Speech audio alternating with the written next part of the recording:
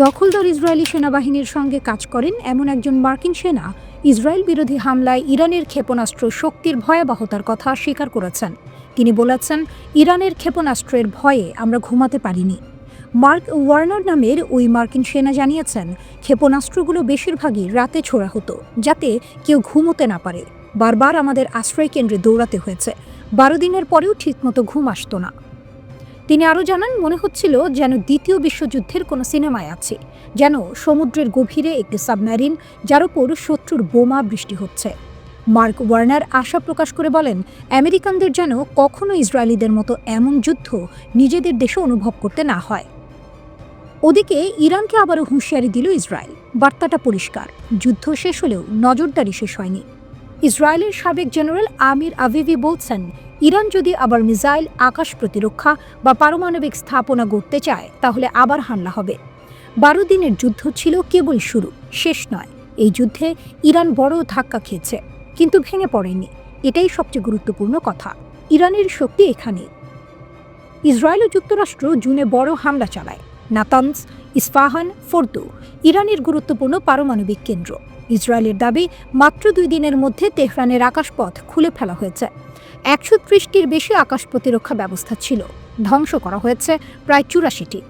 বড় সাফল্যের দাবি করেছে ইসরায়েল, কিন্তু ইরান এখন চুপচাপ কাজ করছে। এটাই ইসরায়েলের ভয়। জেনারেল আভিভি বলছেন, ইসরায়েল মিনিটে মিনিটে নজর রাখছে। 3টি রেড লাইন টানা হয়েছে। 1, ইরান যদি আবার উন্নত আকাশ প্রতিরক্ষা বসায়।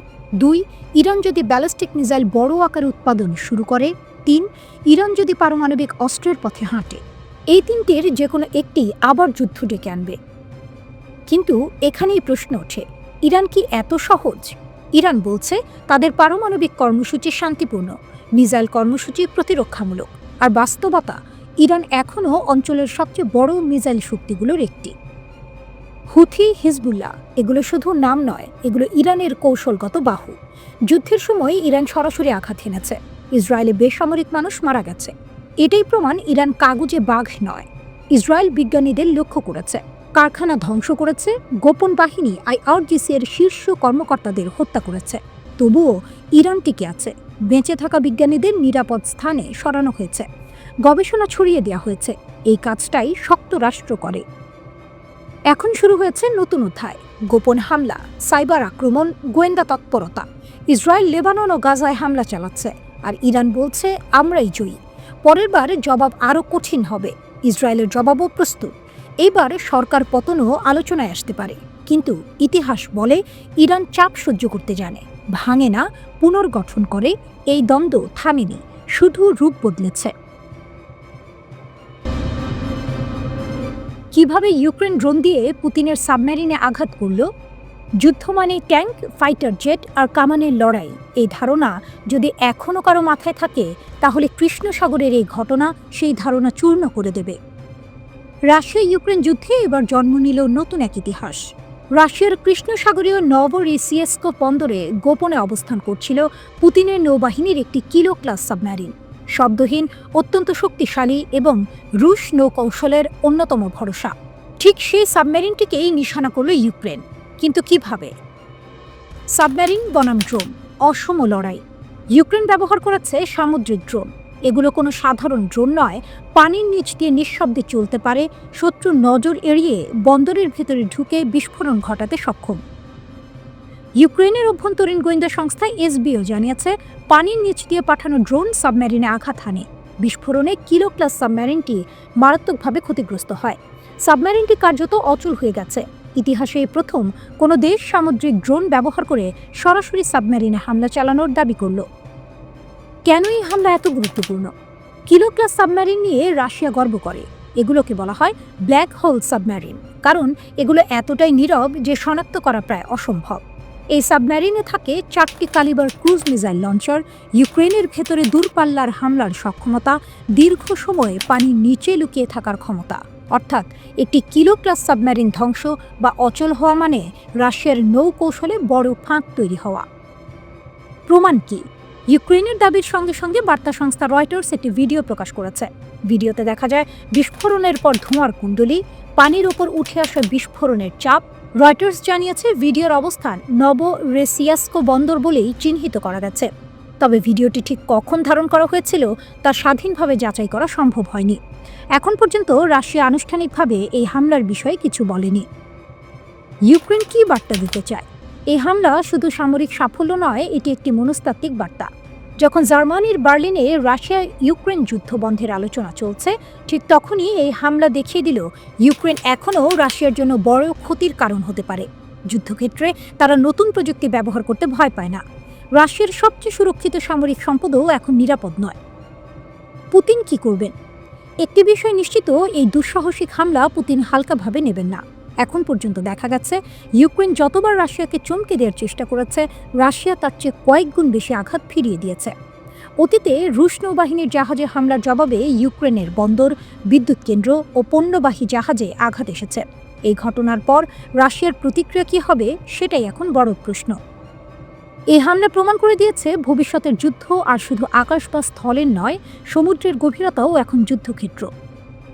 সস্তা কিন্তু বুদ্ধিমান ড্রোন কিভাবে বিশ্বের অন্যতম শক্তিশালী নৌবাহিনীকে চ্যালেঞ্জ করতে পারে, নভোরোসিয়াস্কের এই ঘটনা তার জীবন্ত উদাহরণ। ইতিহাসের পাতায় হয়তো লেখা থাকবে, এই দিন থেকেই নৌযুদ্ধের নিয়ম বদলে গিয়েছিল।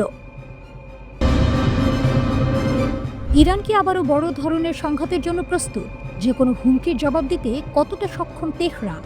এই প্রশ্নগুলোর উত্তর খুঁজতে হলে আমাদের তাকাতে হবে ইরানের সামরিক নেতৃত্বের সর্বশেষ বক্তব্যের দিকে, কারণ যুদ্ধ শেষ হলেও প্রস্তুতির গল্প এখানেই থেমে নেই। ইরানি সেনাবাহিনীর গ্রাউন্ড ফোর্সের কমান্ডার ব্রিগেডিয়ার জেনারেল আলী জাহান শাহী স্পষ্ট ভাষায় জানিয়েছেন, ইরানের সব সেনা ইউনিট এখন যে কোনো হুমকি মোকাবিলায় সম্পূর্ণ প্রস্তুত। তার দাবি অনুযায়ী সক্ষমতা, সরঞ্জাম এবং প্রশিক্ষণ তিনটি ক্ষেত্রেই ইরানের সশস্ত্র বাহিনী বর্তমানে সর্বোচ্চ প্রস্তুতির অবস্থানে রয়েছে।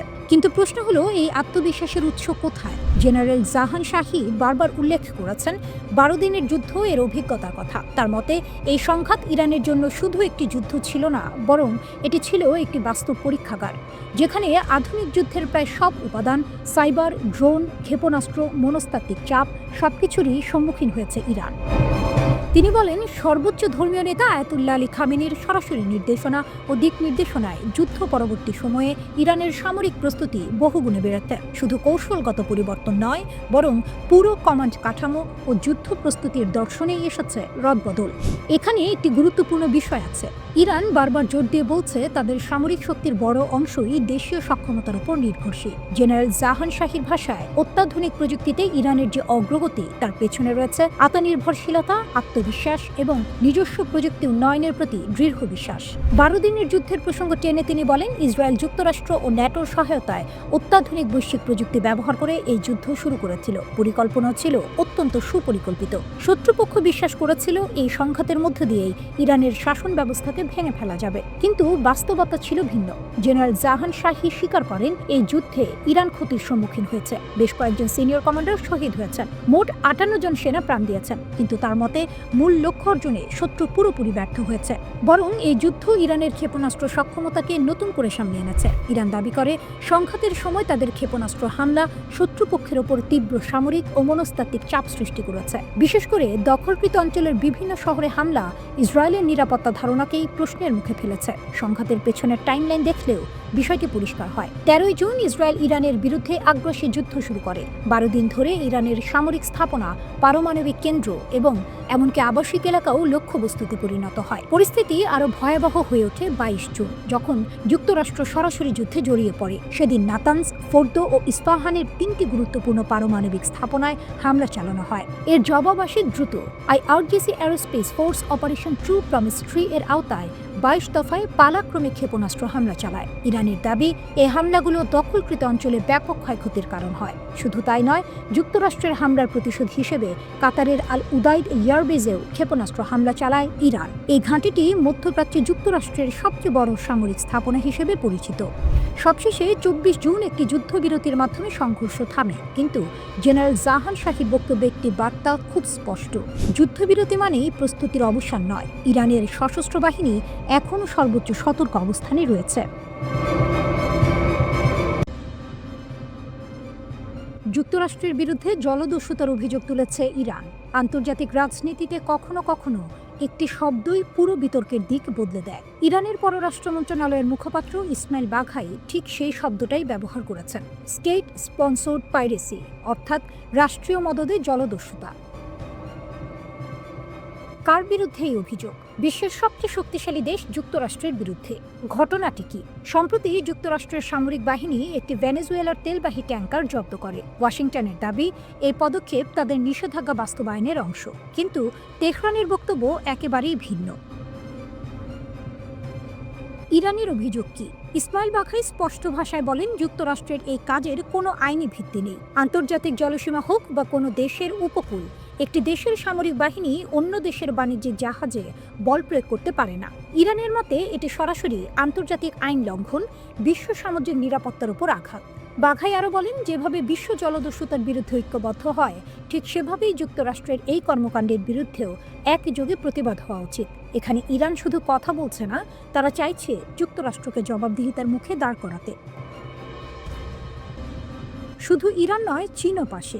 এই ঘটনাটি আরও গুরুত্বপূর্ণ হয়ে ওঠে যখন চীন প্রকাশ্যে যুক্তরাষ্ট্রের সমালোচনা করে। চীনের পররাষ্ট্র মন্ত্রণালয়ের মুখপাত্র গুও জিয়াকুন বলেন, জাতিসংঘ নিরাপত্তা পরিষদের অনুমোদন ছাড়া আরোপ করা নিষেধাজ্ঞা অবৈধ। চীন একতরফা নিষেধাজ্ঞা ও তথাকথিত লং আর্ম জুরিসডিকশন এর বিরোধিতা করে। চীনের বক্তব্য পরিষ্কার, এই ধরনের পদক্ষেপ বিশ্ব সরবরাহ ব্যবস্থা ও বৈশ্বিক স্থিতিশীলতার জন্য হুমকি। এর মানে কি? ইরান একা নয়, বিশ্ব শক্তির একটি বড় অংশ এখন মার্কিন কৌশল নিয়ে প্রশ্ন তুলছে। এই ঘটনার কয়েকদিন আগেই রাশিয়ার প্রেসিডেন্ট ভ্লাদিমির পুতিন ভেনেজুয়েলার প্রেসিডেন্ট নিকোলাস মাদুরোর সঙ্গে ফোনে কথা বলেন। এটি কোনো সাধারণ ফোন কল নয়। এর মানে ক্যারিবীয় অঞ্চলে উত্তেজনা বাড়ছে। রাশিয়া, চীন ও ইরানের মতো দেশগুলো ধীরে ধীরে একই অবস্থানে দাঁড়াচ্ছে। অনেকে ভাবতে পারে নিষেধাজ্ঞা আর চাপের মুখে ইরান দুর্বল, কিন্তু বাস্তবতা ভিন্ন। ইরান এখনও বিশ্বের অন্যতম শক্তিশালী ক্ষেপণাস্ত্র ভান্ডার ধরে রেখেছে, নিজস্ব ড্রোন প্রযুক্তিতে স্বনির্ভর, পারস্য উপসাগর ও হরমুজ প্রণালীতে কৌশলগত নিয়ন্ত্রণ সক্ষমতা রাখে। বছরের পর বছর চাপ সহ্য করার মতো রাজনৈতিক ও সামরিক স্থিতিস্থাপকতা তৈরি করেছে। এই কারণেই ইসরায়েল কিংবা যুক্তরাষ্ট্র কেউই ইরানকে সরাসরি যুদ্ধে জড়াতে সহজ সিদ্ধান্ত নিতে পারে না। ইসরায়েল ইরানকে হুমকি হিসেবে দেখে ঠিকই, কিন্তু ইরানের শক্তি এমন যে একতরফা সমাধান সেখানে অসম্ভব।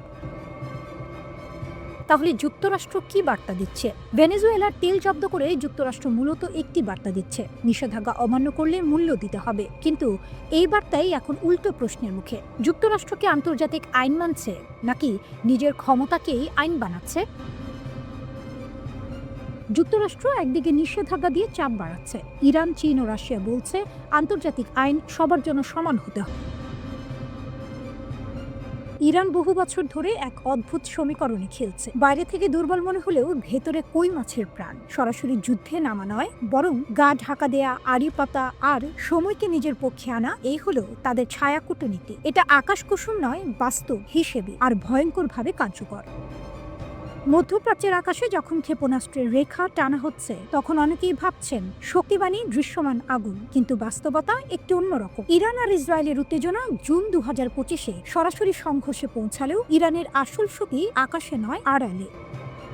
2024 সালে যুক্তরাষ্ট্রের গোয়েন্দা প্রধান বলেছিলেন, ইরান খোলা যুদ্ধে নয়, কাজ করে প্রক্সি, অস্বীকার আর নেটওয়ার্কে। মানে অরণ্যে রোদন না করে চুপচাপ কাজ। কোথাও নিজের সামনে আসে না, কিন্তু প্রভাব ফেলে অক্ষরে অক্ষরে। ফলে শত্রু বুঝে ওঠার আগেই টনক নড়ে।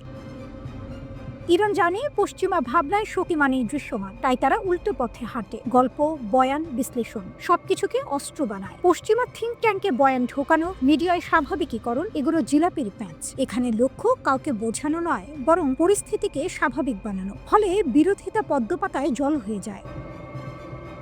প্রক্সি ইকোসিস্টেম, উপস্থিতি ছাড়াই ক্ষমতা। ইরানের অন্যতম শক্তি তার প্রক্সি নেটওয়ার্ক। লেবাননে হিজবুল্লাহ, ইরাকি মিলিশিয়া, ইয়েমেনে হুথি, এরা সবাই টিকে থাকার জন্য তেহরানের ওপর নির্ভরশীল এক ব্যবস্থা। এখানে ইরান হাল ধরা থাকলেও সামনে থাকে না, আঘাত আসে কিন্তু স্বাক্ষর থাকে না, একেবারে ডুমুরের ভুল।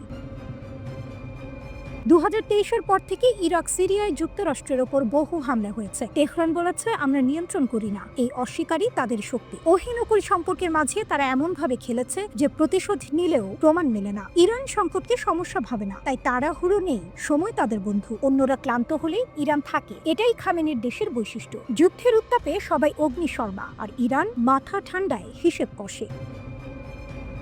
জুন 2025-এ ইসরায়েলের হামলায় ইরানের কিছু সক্ষমতা ক্ষতিগ্রস্ত হয়েছে। এয়ার ডিফেন্স, ক্ষেপণাস্ত্র, অবকাঠামো। সিরিয়ায় রাজনৈতিক পরিবর্তনে স্থলপথে চাপ। কাগজে কলমে মনে হতে পারে অক্ষ দুর্বল, কিন্তু ইরান গদাই লস্করি চাল চালে না, তারা দিক বদলায়। উপসাগরীয় দেশগুলোর সঙ্গে সহাবস্থান, সৌদি ইরান সম্পর্ক, আমিরাতের অর্থনৈতিক যোগাযোগ সবই বাস্তববাদ।